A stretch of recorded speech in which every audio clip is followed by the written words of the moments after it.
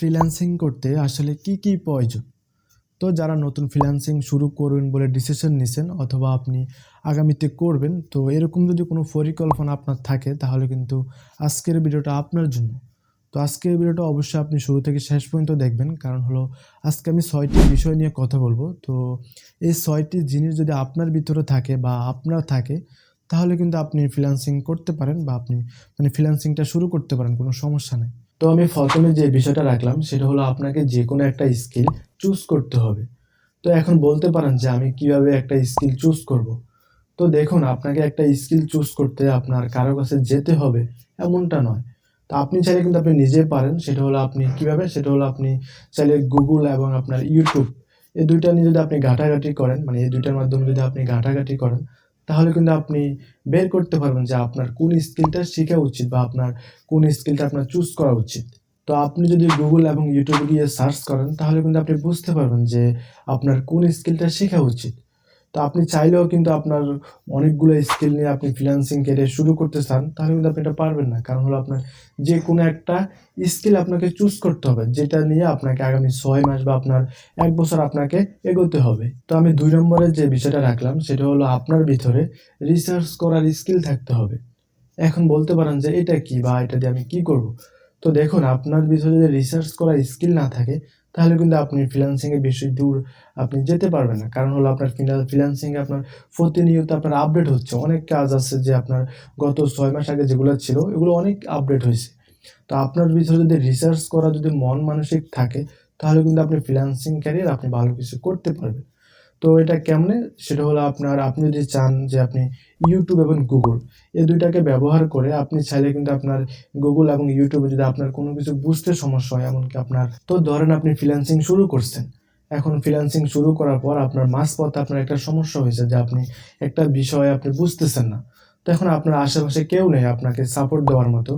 তো আপনি চাইলে কিন্তু আপনি Google এবং YouTube এর হেল্প নিয়ে আপনি Google এবং আপনার YouTube এ যদি সার্চ করেন, তাহলে কিন্তু আপনি ওই সমস্যার সমাধান কিন্তু আপনি খুঁজে পাচ্ছেন। তো এইটা হলো বিষয়। আপনার ভিতরে যদি আপনার রিসার্চ করা যদি মন মানসিক যদি আপনার না থাকে, তাহলে কিন্তু আপনি ফ্রিল্যান্সিং এ আপনার বেশি দূরে এগোতে পারবেন না। আমরা অনেকে জানি না যে YouTube এবং Google আমাদের কতটা ইম্পোর্টেন্ট। তো দেখুন, আপনি যদি ফ্রিল্যান্সিংটা বাদ দেন, ফ্রিল্যান্সিং সেক্টরটা বাদ দেন। আপনি যদি আপনার জব সেক্টরে আসেন বা আপনার দৈনন্দিন জীবনে যদি কোনো সমস্যা হয়, তো আপনি ওইগুলো চাইলে কিন্তু আপনি Google এবং YouTube এর হেল্প নিতে পারেন। আপনি অনেকটা আপনার সমস্যার সমাধান আপনি পেয়ে যাবেন। তো আমি ৩ নম্বরে যে বিষয়টা রাখলাম সেটা হলো ধৈর্য। এখন আপনার যদি ধৈর্য না থাকে, তাহলে কিন্তু আপনি ফ্রিল্যান্সিং সেক্টরে আপনি বেশি দূর যেতে পারবেন না। শুধু ফ্রিল্যান্সিং সেক্টর না, আপনি যেকোনো সেক্টরে আপনি যদি ভালো কিছু করতে চান বা আপনার যে সেক্টরে আপনার ভালো একটা ভবিষ্যৎ আছে, তো আপনি যদি ওই সেক্টরে যেতে চান, তো অবশ্যই আপনার একটা ধৈর্যর প্রয়োজন। কারণ হলো আপনি ধৈর্য না ধরলে আপনি ওখানে ভালো কিছু করতে পারবেন না। যেমন আমি ফ্রিল্যান্সিং সেক্টরের কথা বলি, আপনি অনেক সমস্যার সম্মুখীন হবেন। আপনি কাজ পাবেন না। আপনার ৩ মাস, ৬ মাস, আপনার ১ বছর চলে যাবে। আপনি কাজ পাবেন না। আপনার কাজ পেলেও আপনি ১-২ টা পেলেও আপনি আবার কাজ নাও পেতে পারেন। তো আপনার অবশ্যই ধৈর্য ধরতে হবে। তো এখানে অবশ্যই একটা বিষয়, সেটা হলো আপনি যদি ভালোভাবে স্কিল যে স্কিলটা আপনি চুজ করবেন, তো ওই স্কিলটা যদি আপনি ভালোভাবে যদি নিজের ভিতরে আপনি আয়ত্ত করতে পারেন, তাহলে কিন্তু আপনি কাজ পাওয়ার সম্ভাবনা আপনার অবশ্যই থাকবে। কারণ হলো আপনি একটা কাজে এক্সপার্ট। তো অনেকে আছে যে কাজ শুরু না করে আমরা অনেকে আছি Fiverr বা Upwork এ আপনার অ্যাকাউন্ট খুলে ফেলি। তো এটা কিন্তু ঠিক না। এটা ফ্রিল্যান্সিং যারা নতুন শুরু করেন, তাদের জন্য কিন্তু এটা উচিত না। কারণ হলো আপনাকে অবশ্যই আগে লার্নিং করতে হবে, তারপর আপনার আর্নিং। তো আপনাকে অবশ্যই শিখতে হবে। তারপর আপনাকে মার্কেট প্লেসে যেতে হবে। তো অবশ্যই ধৈর্যটা আপনার ফ্রিল্যান্সিং সেক্টরে অবশ্যই প্রয়োজন।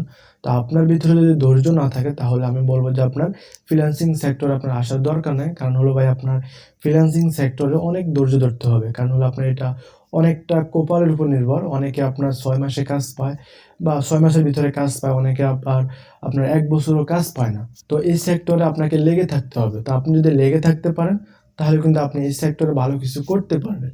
তো আমি ৪ নম্বরে যে বিষয়টা নিয়ে কথা বলব সেটা হলো আপনার ইংলিশ স্কিল। তো এটা অবশ্যই আপনার থাকতে হবে। এমন না যে আপনাকে ইংলিশে এক্সপার্ট হতে হবে, আপনাকে ইংলিশে স্পোকেন ইংলিশ কোর্স করতে হবে, এমন না। আপনার বেসিক ইংলিশ জানলেও হবে। আপনি জাস্ট আপনার ক্লায়েন্টের সাথে যদি আপনি কনভারসেশন করার মতো যদি আপনার এবিলিটি থাকে, তাহলে আপনার এনাফ, আপনার আর কিছু লাগবে না। তো তো কারণ হলো আপনার ইংলিশ ছাড়া আপনি ক্লায়েন্টের সাথে আপনি কাজ করবেন কীভাবে? অবশ্যই আপনাকে ইংলিশে কথা বলতে হবে। কারণ হলো আপনি বাংলায় বললে তো আর ওরা বুঝবে না। তো আপনাকে অবশ্যই ইংলিশে মোটামুটি একটা ধারণা আপনার থাকতে হবে।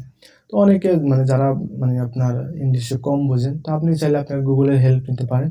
অবশ্যই এটা দিয়ে আপনি মোটামুটি চলতে পারবেন। তো যারা ইংলিশে এক্সপার্ট, তো তাদের জন্য কিন্তু এটা আপনার পজিটিভ দিক।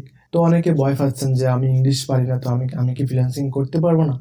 বিষয়টা কিন্তু এমন না। আপনার কিন্তু মোটামুটি একটা ইংলিশ আপনার যদি আপনি জানেন তাহলে আপনি শুরু করতে পারেন। কারণ হলো আপনার ইংলিশটা আপনার লাগবেই। ইংলিশটা আপনার অবশ্যই প্রয়োজন। কারণ হলো আপনার ক্লায়েন্টের সাথে আপনার কথা বলতে হবে। তো আপনি যদি ইংলিশে খুবই দুর্বল হন তাহলে কিন্তু আপনি চাইলে গুগলের হেল্প নিতে পারেন। কারণ হলো আপনার গুগল এবং ইউটিউব এই দুটো জিনিস আপনাকে অবশ্যই লাইফ টাইম সাপোর্ট দিবে।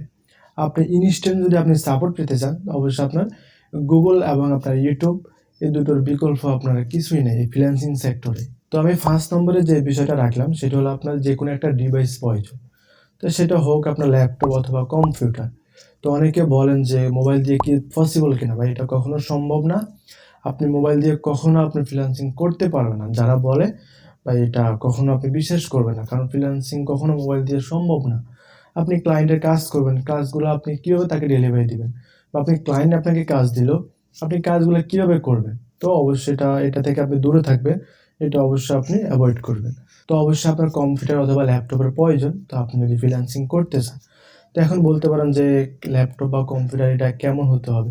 তো এটা আপনার কাজের উপর নির্ভর। আপনি কেমন কাজ করবেন সেটার উপর নির্ভর করে আপনার আপনার কেমন কম্পিউটার অথবা ল্যাপটপ আপনার প্রয়োজন। তো আপনি যদি ওয়েব ডিজাইন অ্যান্ড ডেভেলপমেন্ট বা আপনার অ্যাপ ডেভেলপমেন্ট বা আপনি গ্রাফিক ডিজাইন, তো এই ধরনের স্কিল যদি আপনি শেখেন তাহলে বা এই ধরনের স্কিল নিয়ে যদি আপনি ফ্রিল্যান্সিং শুরু করতে চান তাহলে কিন্তু আপনার অবশ্যই ভালো কম্পিউটার অথবা ল্যাপটপ প্রয়োজন। তো আমি 6 নম্বরে যে বিষয়টা রাখলাম সেটা হলো সেটা না বললেও হতো, সেটা হলো ইন্টারনেট কানেকশন। এটা অবশ্যই আপনার প্রয়োজন। কারণ হলো আপনার ইন্টারনেট কানেকশন যদি আপনার না থাকে তাহলে কিন্তু আপনার কম্পিউটার বা ল্যাপটপ কখনোই আপনি কাজ করতে পারবেন না। ক্লায়েন্টের কাজ আপনি কখনোই করতে পারবেন না যদি আপনার ইন্টারনেট না থাকে। তো অবশ্যই সেটা আপনার বাসায় হোক বা আপনি বাইরে কোথাও হোক, আপনি যেখানে যান, আপনার কিন্তু কম্পিউটারে আপনার ইন্টারনেট কানেকশন থাকতে হবে। তাহলে কিন্তু আপনি ফ্রিল্যান্সিং করতে পারবেন, আপনি কাজ করতে পারবেন। তো অবশ্যই আপনার ইন্টারনেট কানেকশন অবশ্যই আপনার প্রয়োজন। তো আশা করি আজকের ভিডিও থেকে আপনি অনেক কিছু শিখতে পেরেছেন। তো আপনার যদি কোনো কোয়েশ্চেন থাকে বা আপনার যদি কোনো কিছু জানার প্রয়োজন হয়, অবশ্যই আপনি ভিডিওর নিচে কমেন্ট করবেন। ইনশাআল্লাহ আমি কমেন্টে রিপ্লাই করার চেষ্টা করব। তো আমি আমার ইউটিউব চ্যানেলে আর্নিং রিলেটেড এবং আপনার ফ্রিল্যান্সিং রিলেটেড ভিডিও আপলোড করে থাকি। তো আপনার যদি ভালো লেগে থাকে অবশ্যই আপনি চ্যানেলটি সাবস্ক্রাইব করবেন এবং আপনার নোটিফিকেশনটা অন করে দিবেন যেন আমি নেক্সট টাইম যদি কোনো ভিডিও আপলোড করে থাকি অবশ্যই আপনার কাছে চলে যাবে। তো সবাই ভালো থাকবেন, সুস্থ থাকবেন। আসসালামু আলাইকুম।